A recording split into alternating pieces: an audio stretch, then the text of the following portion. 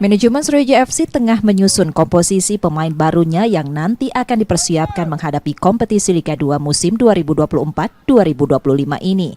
Manajemen Sriwijaya FC juga memberikan kepercayaan penuh kepada pelatih anyar skuad Laskar Wongkito, Jafri Sastra, untuk menyusun komposisi pemain musim ini.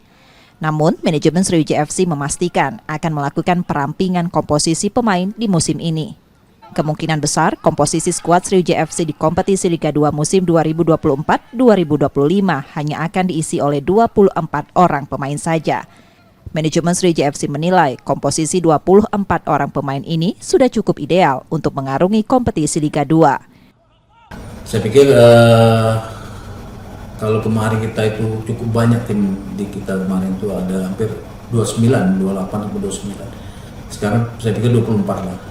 Setelah kita konsultasi dengan Coach Indra, ya kedalaman tim kita tuh cukup 24 orang lah.